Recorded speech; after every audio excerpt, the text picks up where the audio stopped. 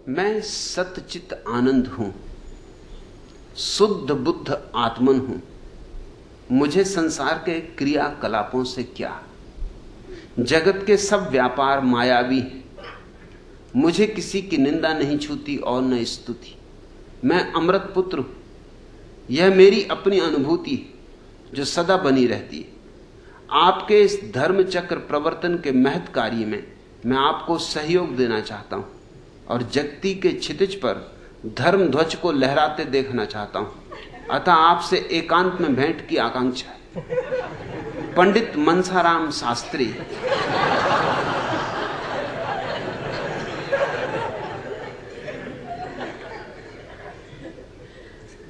कमाल कर दिया।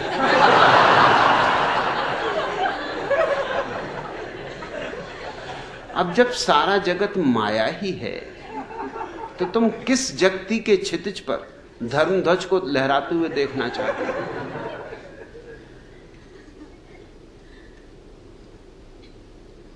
जब सारा जगत माया ही है तो मुझसे क्या करोगे एकांत में मिलकर? फिर क्या एकांत और क्या भीड़, सब माया है। कैसी बहकी बहकी बातें कर रहे हो?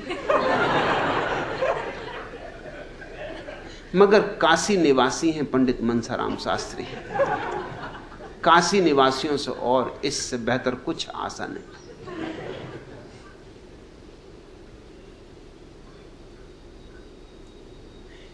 क्या गजब की बातें कहीं पहले, लेकिन पीछे ढोल अपनी पोल खुद ही उखाड़ गए।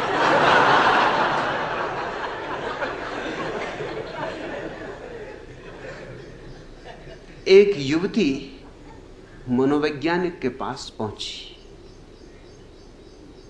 और कहने लगी, मैं परेशान हो गई, लोग मुझे निर्लज्ज कहते और मैं तो कोई कारण नहीं देखती, और जहां जाओ वहीं जो देखो वही मुझे निर्लज्ज बतलाता है।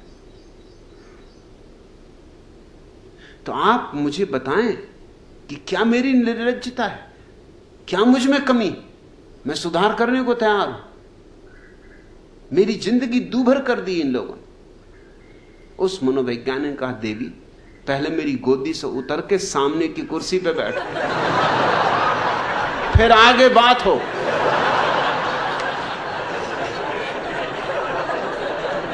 पंडित मनसाराम शास्त्री, थोड़ी तो अकल का उपयोग करो।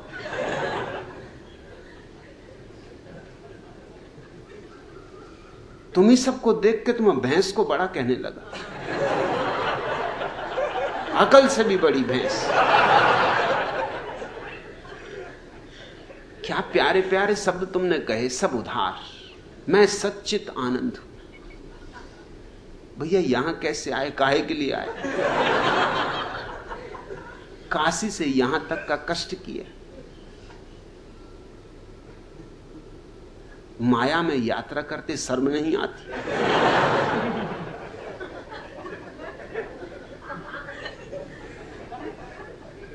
माया की रेलगाड़ी में बैठे, माया की टिकट खरीदी, रास्ते में माया का भोजन किया हो, तरह तरह की मायाएं रास्ते में पड़ी होंगी, आंखें बंद रखनी पड़ी होंगी। कहां? काशी नगरी, त्रिलोक में न्यारी, उसको छोड़ के कहां चले आए थे?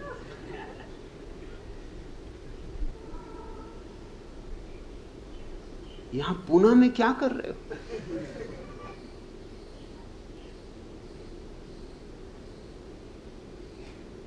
पूना में तो और सींग लग गए। पुणे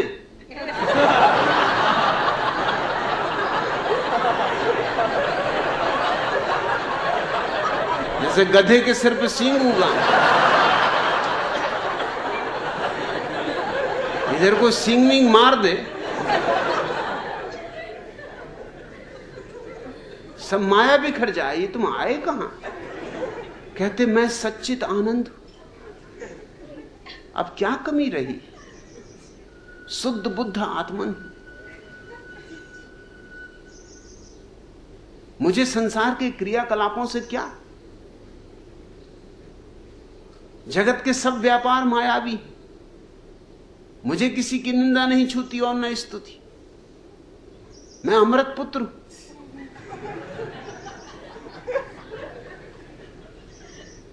क्या कहूं तुम्हें? पंडित मनसाराम शास्त्री कहूं कि पंडित तोताराम शास्त्री कहूं?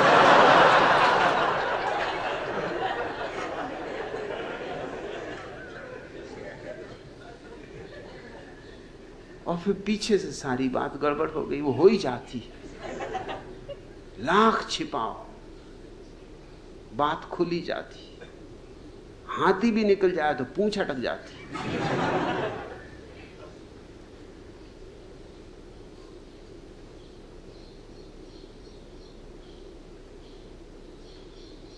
एक महिला अपने बीमार पति को देखने अस्पताल गई और उसकी तबीयत का हाल पूछा। पति ने कहा बुखार तो टूट गया, अब टांग में दर्द है।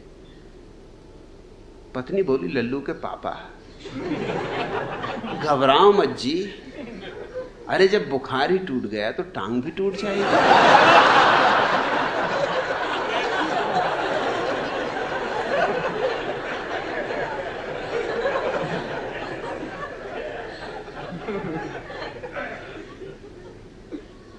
एक पंडित ने विवाह किया। ऐसे तो सब माया है, मगर सोचा होगा कि कम से कम माया से इस महिला को मुक्त करे। सो विवाह किया। विवाह के बाद सुहागरात के दिन पंडित तो भरे ही हुआ था। सो चर्चा ही यूं शुरू हुई। बोले अपनी पत्नी से, प्रेम अंधा होता है। यूं बोलते जा रहे हैं प्रेम अंधा होता है और कपड़े उतारते जा रहे हैं।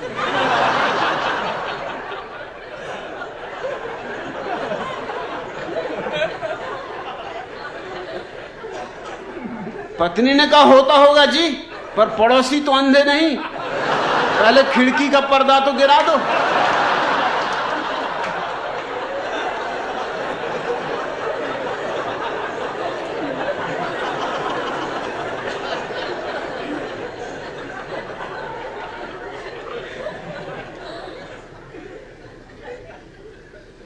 एक युवती एक साधु के पास गई और बोली, महाराज आपने एक प्रवचन में कहा था अहंकार ही सबसे बड़ा पाप है, पर जब मैं शीशा देखती हूं तो सोचती हूं मैं कितनी सुंदर हूं, तो मुझे बहुत अहंकार हो जाता, मैं क्या करूं? साधु ने कहा, बच्चा गलत फहमी कोई पाप नहीं।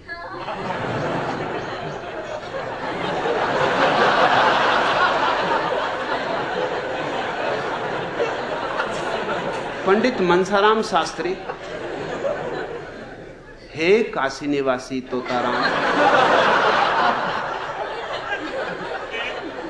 ये सब ज्ञान का कचरा हटाओ, इसमें तुम्हारा कोई भी अनुभव नहीं, रत्ती भर अनुभव नहीं। और नाराज मत होना, ये मेरा शिवजी वाला रूप है।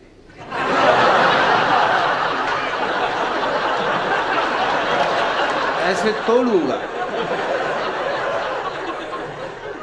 और पंडितों को तो छोड़ता ही नहीं, उनसे मेरा प्रेम, और प्रेम तो अंधा होता ही तुमसे।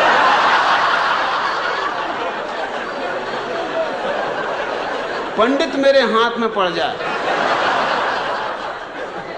तो मैं उसके साथ वही व्यवहार करता हूं जो हीरा जौहरी के हाथ में पड़ जाए, तो उठाई छेनी और लगे।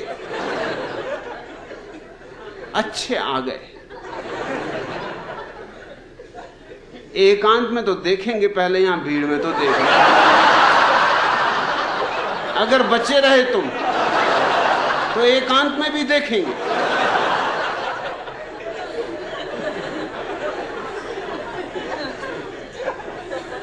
कहां की बातें कर रहे हो कि आपके इस धर्म चक्र प्रवर्तन के महत्कारी में?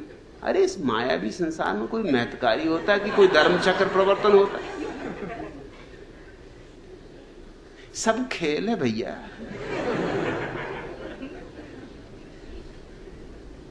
मैं कोई धर्मचक्र प्रवर्तन वगैरह नहीं कर रहा, ऐसी झंझटों में कौन पड़े।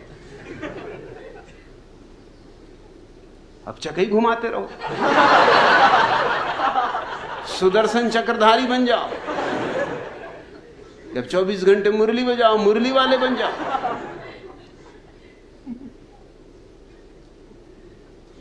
सब माया है, इसमें क्या झंझट? किसको छुटकारा दिलवाना, किस चीज से छुटकारा दिलवाना? कुछ बंधन हो तो छुटकारा हो, यहां बंधन ही नहीं।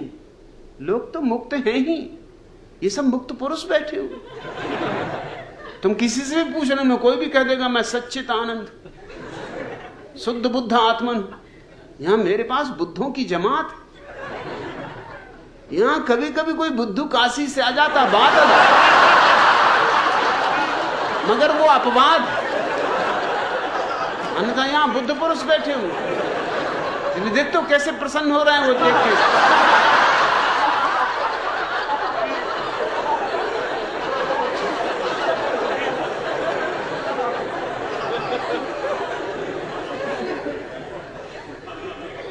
दोहराओ मत, दोहराने से कुछ भी नहीं होगा। किसी महिला के 8 बच्चे थे। जब भी कोई बच्चा किसी वजह से रोता तो वह उसे मनाते हुए कहती, देखो बेटा, गलती करके रोते नहीं। एक दिन बच्चों की शरारत से तंग आके वह रोने लगी और कहने लगी, ऐसे बच्चों से तो बगैर बच्चों के अच्छे थे। तभी उसकी छोटी पुत्री उसे मनाते हुए बोली, देखो मम्मी, गलती कल के लोते नहीं।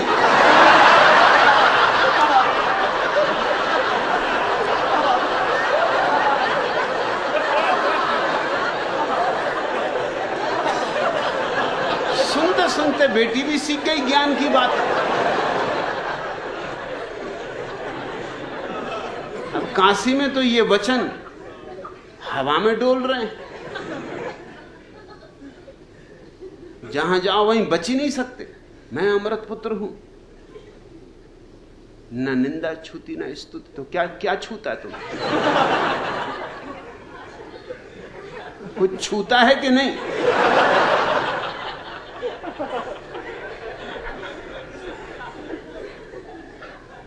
ये तो मेरे पास यहां एक से एक गजब की महिलाएं हैं, किसी को पीछे लगा दो और फौरन कहोगे भाई दूर रह, छूना मत। तब तुम्हें पता चल जाएगा कि निंदा स्तुति छोड़ो। अभी कोई बाई भी छू देगी तो बस प्राण संकट में पड़ जाएंगे कि ये माया कहां पीछे लग गई। और मेरे पास इतनी देवियां हैं, छोटी मोटी देवियां में नहीं, चंडीगढ़ से आई हुई चंडियां भी हैं। पीछे लगा दूंगा, काशी तक पीछा करेंगे।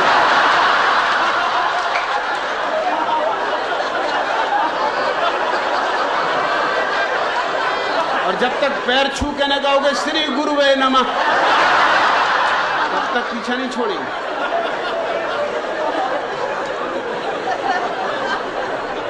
तोतों की तरह दोहराओ मत।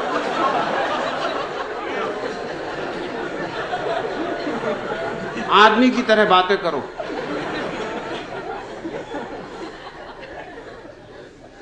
मुझे धोखा ना दे सकोगी, धोखे काशी में चलते, क्योंकि वहां बाकी भी तोते। प्रेम के बारे में राधा किसी तन्मयता पाकर एक प्रेमिका ने प्रेमी को लिखा, अब दशा वह हो चुकी है कि मुझे हर आदमी में तुम दिखाई देते हो, इसलिए बोराई स्थिति में मुझसे मत पूछो मैं क्या कर रही हूं। विवश होकर मैं किसी और से विवाह कर रही हूं। अब जब सब में कृष्ण ही कृष्ण दिखाई पड़ने लगे तो अब क्या कृष्ण कन्हैया की रास्ता देखो। ये राधा वगैरह कहती हैं कि हमको सब में कृष्ण दिखाई पड़ते हैं, बात सच नहीं। ये गोपियां कहती थी कि हमको दिखाई पड़ते हैं जब कृष्ण द्वारका चले गए, तो फिर काहे को रुआई धुआई मचाई हुई थी? तो कोई ग्वालों की कमी थी? अरे कई बांसुरी बजा रहे थे, किसी को भी पकड़ लेती कि हाय दैया कहां चले गए, हे भैया बहुत दिनों बाद मिले, क्या और रास रचाएं। ये सब बातचीत कि सब में कृष्ण ही कन्हैया दिखाई पड़ रहे हैं।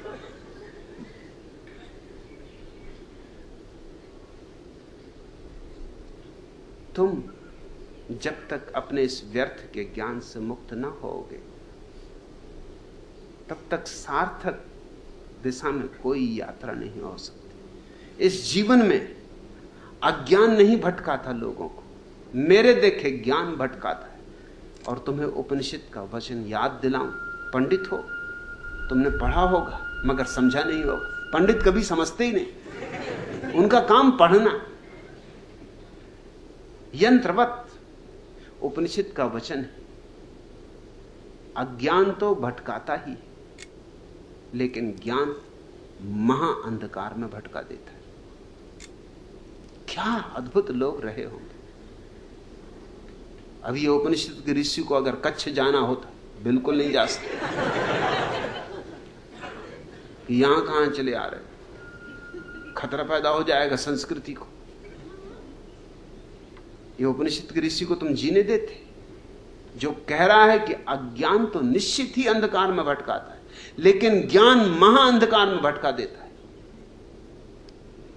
और इससे बड़ी क्रांति की क्या बात हो सकती है? क्यों अज्ञान से भी ज्यादा बड़ी भटकन ज्ञान से पैदा हो जाती? अज्ञानी को कम से कम इतना बोध तो होता है कि मैं अज्ञानी हूं, तो एक विनम्रता होती, एक सरलता होती, एक सहजता होती। अज्ञानी में एक भलापन होता है, निर्मलता होती, अकड़ नहीं होती। वो कहता है मैं जानते नहीं कुछ तो अकड़ों भी क्या। ज्ञान अकड़ लाता है, और थोथी अकड़, क्योंकि तुमने सीख लिया है, शास्त्र कंठस्थ कर लिए, अब उनको दोहरा रहे हो। एक पंडित एक तोता खरीदने गए, क्योंकि उनके विरोधी पंडित ने अपने घर के सामने एक तोता लटका रखा था जो गायत्री का मंत्र बोलता था। उससे उनकी प्रतिष्ठा को धक्का लग रहा था। उनके ग्राहक छिने जा रहे थे। ग्राहक कहते थे महाराज तुम्हें क्या पता, अरे वहां देखो वो है महापंडित, उसके तोते भी गायत्री बोलते। सो वो भी बेचारे गए तोते की दुकान पे, भैया कोई तोता दो, कुछ ऐसा तोता दो कि गायत्री को भी मात कर दे। उसने कहा है एक तोता मेरे पास, और ऐसा तोता कि हिंदू को भी फांसे, मुसलमान को भी फांसे। अरे ऐसे गजब का तोता, बिल्कुल गांधीवादी तोता। अल्लाह ईश्वर तेरे नाम, सबको सन्मति दे भगवान। आधुनिक तोता, ये कहां गायत्री मंत्र लगा रखा है। कहा दिखाओ कहां है तुम्हारा तोता। ले गया उसे अंदर। तोता बिल्कुल बैठा हुआ था, खादी के कपड़े पहने हुए, गांधीवादी टोपी लगाए हुए, पास ही एक छोटा सा चरखा रखा था। पंडित ने भी कहा कि श्री गुरु भे नमः। गजब का तोता, एकदम शुद्ध खादी पहने, सामने रखा हुआ है चरखा। इसके संबंध में कुछ और समझाओ। उस दुकानदार ने कहा इसके पैर में देखते आप, बाएं पैर में एक धागा बंधा है, इसको खींच दो। एकदम उपनिषद के सूत्रों पर सूत्र बोलने लगता है। और इसके दूसरे पैर में देख रहे हो दूसरा धागा बंधा हुआ है, किसी को दिखाई भी नहीं पड़ेगा, बिल्कुल महीन धागा। अगर उसको खींच दो एकदम कुरान की आयतें बोलता है।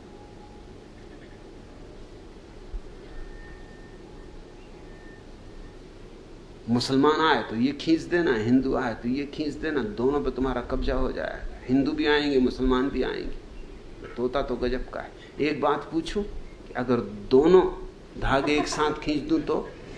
तोता बोला उल्लू के पट्टे, अगर दोनों धागे एक साथ खींचोगे तो धड़ाम से नीचे न गिर पड़ूंगा। तोतों में भी थोड़ी ज्यादा अकल है। तुम भी क्या बात कर रहे हो? यहां कोई धर्म चक्र प्रवर्तन वगैरह नहीं हो रहा है। यहां तो मौज है, मस्ती है, ये तो मैखाना है, मधुशाला है। यहां तो पियकड़ों की जमात है, ये रिंद बैठे। यहां तो अदृश्य शराब पी जा रही, पिलाई जा रही। अगर पीना हो तो पियो, और अगर हिम्मत हो तो ही पी पाओगे, क्योंकि यहां किसी परंपरा की बात नहीं हो रही, यहां शुद्ध सत्य की बात हो रही।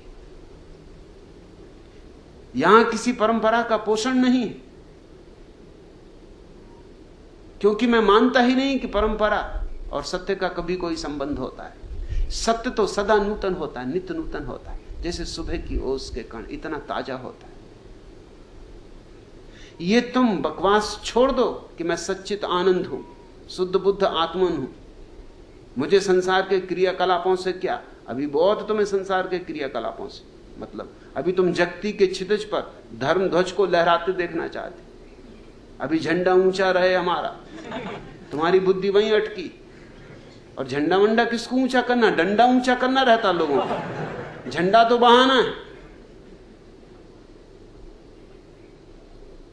पहले तो तुम ये कचरा छोड़ो, अगर मेरे पास आना है तो ये कचरे को छोड़ के आओ, अज्ञानी होके आओ, मेरे द्वार खुले। ज्ञानी होके आओ, बिल्कुल द्वार बंद। मैंने द्वार पर इस पूरे आश्रम में एक ही आदमी को संत कहता हूं, उसको द्वार पे बिठा रखा। यहां 5000 पियक्कड़ों में एक ही संत, उनको बाहर बिठा रखा। तुम पूछोगे क्यों? क्योंकि वो बिल्कुल अंट संत है, और अंट संत दूसरे अंट संतों को फौरन पहचान लेता। तरबूजा तरबूजे को पहचान लेता। तो उनको मैं कहता हूं संत महाराज, उनको द्वार पे बिठा रखा, वहीं देख लेते हैं कि आ रहा अंट संत, वहीं से विदा कर देते। उनने तुम्हें कैसे घुसाने दिया, यही आश्चर्य। कभी कभी भांग वगैरह पी जाते हैं।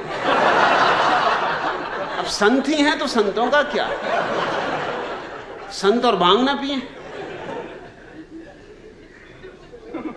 भांग वगैरह पी गए दिखता हो कि तुम भीतर घुसाए, नहीं तो वो पहले तुम्हें वहीं से विदा कर देते। ज्ञानियों के लिए दरवाजा बंद है, अज्ञानियों के लिए द्वार खुला है। मेरा हृदय खुला है, क्योंकि अज्ञानियों को बदला जा सकता है। ज्ञानियों के साथ तो फिजूल मेहनत होती है। पश्चिम का बहुत बड़ा संगीतज्ञ वेजनर जब भी किसी को शिष्य की तरह स्वीकार करता था तो कहता था, पहले कहीं संगीत तो नहीं सीखा, अगर संगीत सीखा हो तो रास्ता लगो, बाहर निकलो, और अगर जिद करोगे तो दुगनी फीस लूंगा। जिसने संगीत नहीं सीखा उसको मैं सिखाता हूं। स्वभावतः जो लोग संगीत सीखे होते वो कहते ये तो उल्टी बात कर रहे हैं आप, हमने वर्षों मेहनत करके सीखा है, हमसे तो कम फीस लेनी चाहिए। वो कहता पहले बुलाना भी तो पड़ेगा, वो मेहनत कौन करेगा। पंडित मनसाराम शास्त्री, पहले तो तुम्हारा शास्त्रीपन मिटाना पड़ेगा, पंडितपन मिटाना पड़ेगा, तब कहीं जाके कुछ बात बन सकती। अभी तुम धर्म ध्वज वगैरह न फहराओ, अभी तो तुम्हारे जीवन में दिया जल जाए, यही काफी।